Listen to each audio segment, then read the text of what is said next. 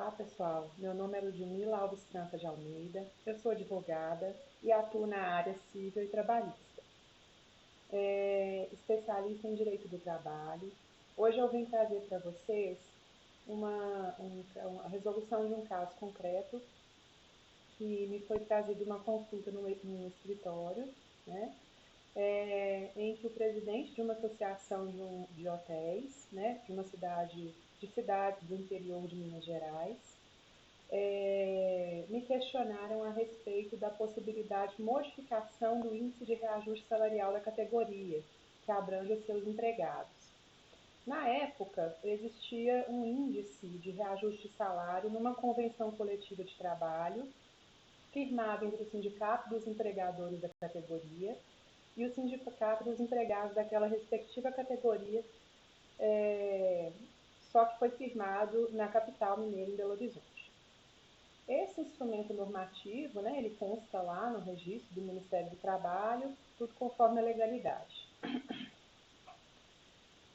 Nessa convenção, havia previsão do piso da categoria salarial dos empregados para os anos de 2017 e 2018.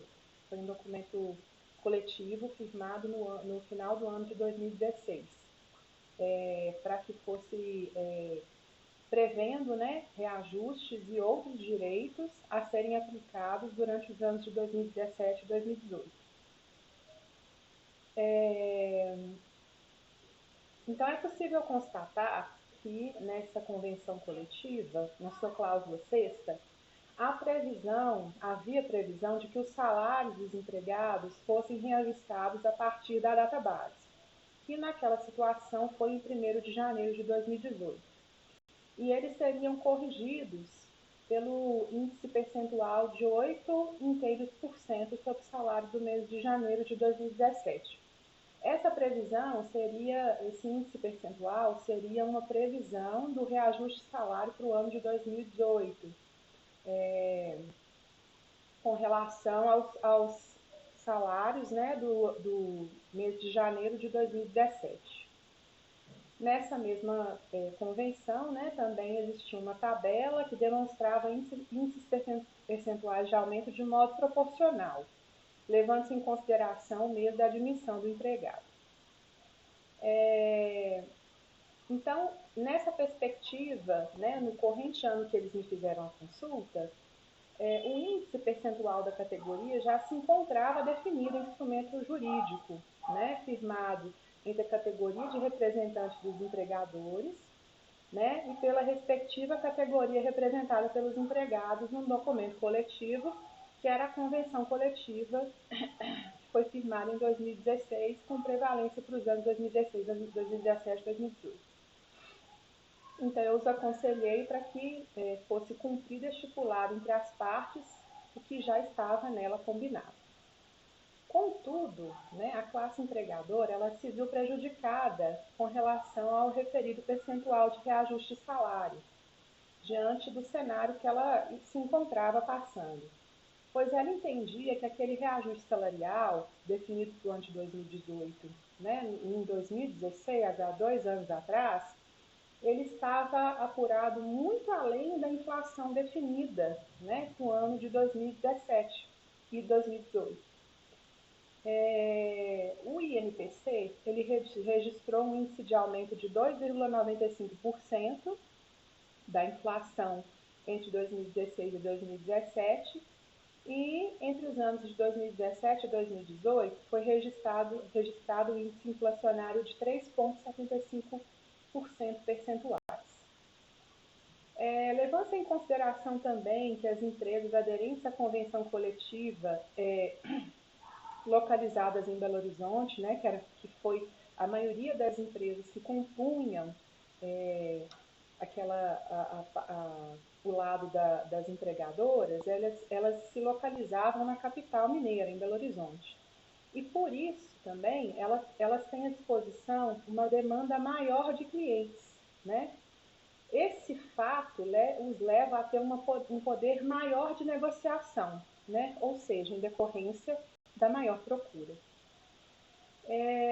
Então, eu constatei que existia uma discrepância entre a demanda, né, e o mercado, né, em que essas empresas do interior estavam no meio daquela convenção ali. Numa comparação desigual e evidente entre cidade interior e a capital.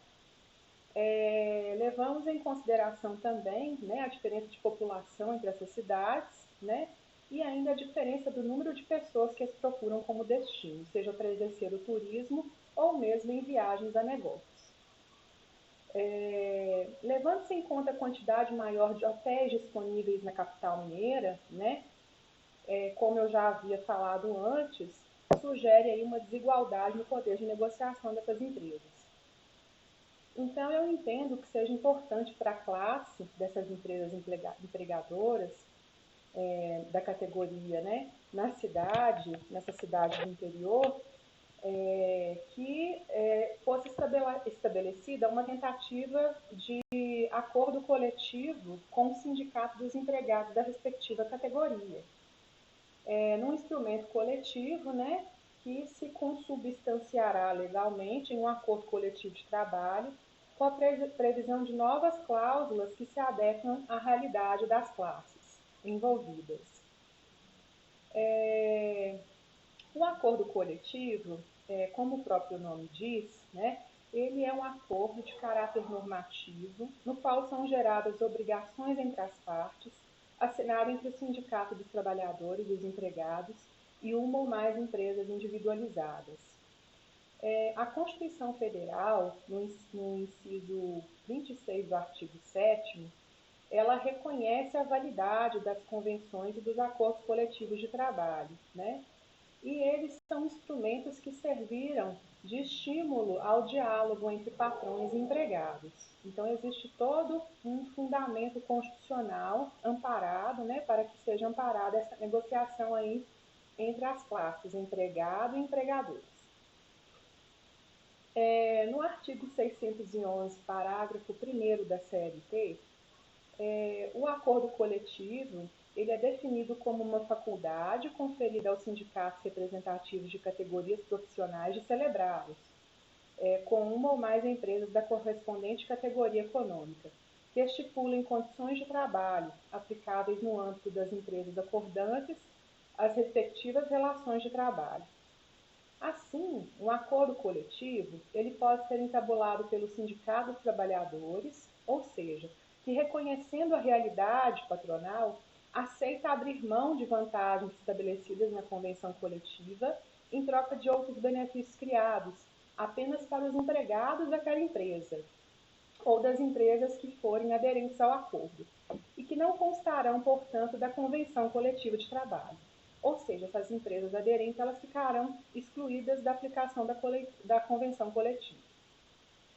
Então, é possível legalmente estabelecer novas condições de trabalho, sim, para esses trabalhadores, né, que estariam aí subordinados a essas empresas que estão fazendo atualmente, faziam parte atualmente da aplicação das regras da convenção coletiva, desde que elas aderissem a um acordo coletivo assinado com o sindicato de classe. Inclusive, o índice de reajuste salarial, né, poderia ser modificado por meio do acordo coletivo a ser celebrado entre as empresas individuais e o sindicato da respectiva categoria, né? Esse acordo, então, ele vai comportar a previsão de novos direitos e benefícios ao empregados, objeto de negociação entre as partes. É importante também que seja mencionado, né, que juridicamente, a fim de que o novo instrumento coletivo de trabalho, né, o acordo coletivo, que vai ser mais adequado e justo à realidade das partes, prevaleça no futuro conflito de interesses, que prevaleça num futuro conflito aparente entre normas coletivas, ou seja, para que ele prevaleça com relação às normas da convenção coletiva, é imprescindível que sejam elaboradas cláusulas que prevejam garantias e novos direitos aos empregados, a fim de que esse instrumento coletivo ele tenha genericamente a sua aplicabilidade mais benéfica ao empregado em relação à convenção coletiva.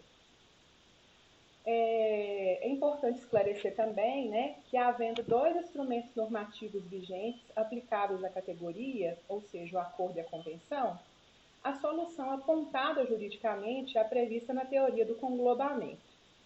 Essa teoria decorre a aplicabilidade a apenas um instrumento coletivo, em sua integralidade, ou seja, após verificado, né, dentre as cláusulas e feito um exame de qual instrumento normativo seria globalmente mais favorável aos trabalhadores, este seria aplicável, tá? E aí vem a questão, né? O artigo 620, ele teve a sua redação modificada pela Lei 13.467, né, de 2017. Essa lei ela foi reconhecida como a Lei da Reforma Trabalhista. E ela previu o seguinte: as condições estabelecidas em acordo coletivo de trabalho sempre prevalecerão sobre as estipuladas em convenção coletiva de trabalho. Então, a reforma trabalhista, ela trouxe uma modificação na redação do artigo 620 da CLT e reconheceu a preponderância do acordo coletivo sobre a convenção coletiva de trabalho, tá? Ao determinar que essas condições estabelecidas em acordo prevalecerão sobre as estipuladas em convenção coletiva.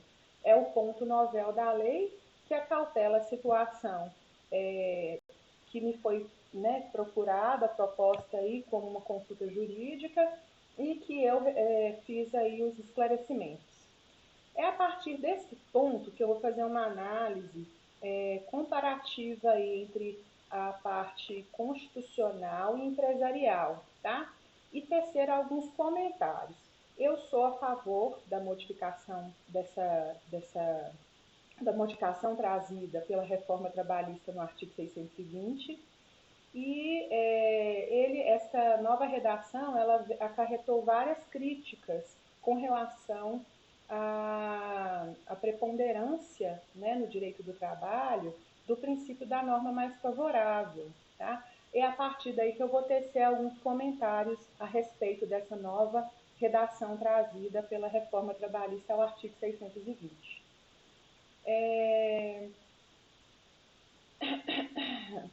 O artigo 620, ele tinha uma redação antiga estabelecida pelo Decreto-Lei número 229 de 1967. E ele dispunha que as condições estabelecidas em convenção coletiva de trabalho, elas prevaleceriam sobre as previstas em acordo coletivo quando fossem mais favoráveis.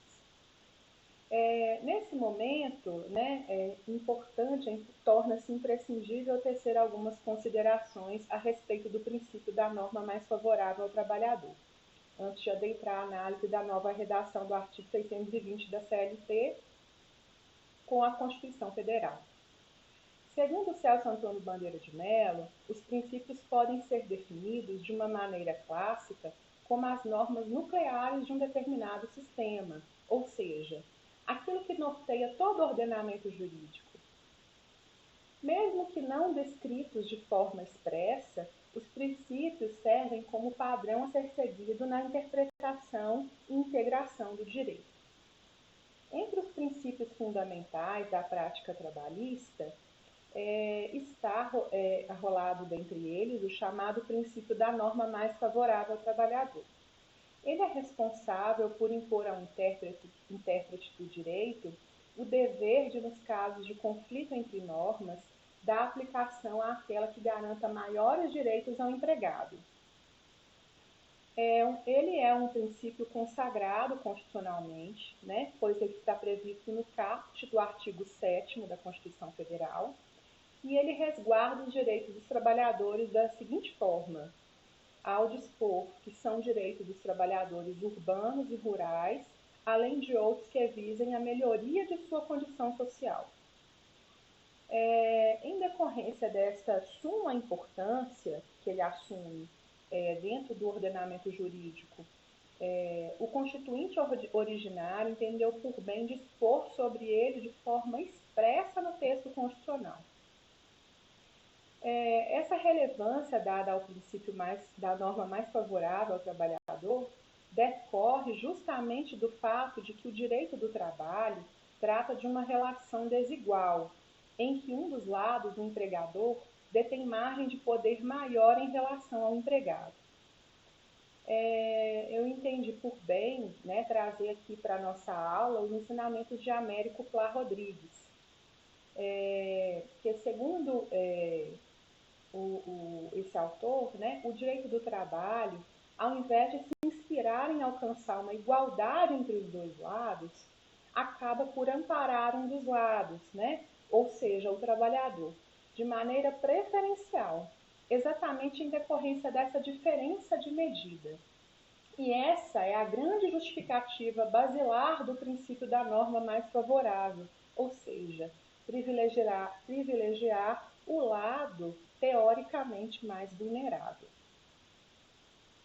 Diante das especificidades da relação do direito trabalhista, né, e com base no princípio da norma mais favorável ao trabalhador, Maurício Godinho Delgado leciona que o vértice do ordenamento jurídico passa a não ser mais necessariamente a Constituição ou a lei federal, mas sim a norma mais favorável ao trabalhador. É importante mencionar aqui agora que isso não quer dizer que a Constituição Federal ela deixa de ser respeitada nessas ocasiões, tá? Ela é responsável por estabelecer os fundamentos do direito, então ela, claro que ela vai ser seguida, né? E não se trata também de suprimir o texto constitucional, mas ir além dele sempre que for estabelecida uma condição mais benéfica ao trabalhador, em decorrência do quanto sintetizado pelo princípio da norma mais favorável. Ou seja, mesmo que a Constituição preveja um direito ao trabalhador, outros instrumentos, né, como os instrumentos coletivos de trabalhos e a convenção coletiva e o acordo coletivo, eles também podem prever direitos. E aí vai ser aplicável aquele que for mais favorável.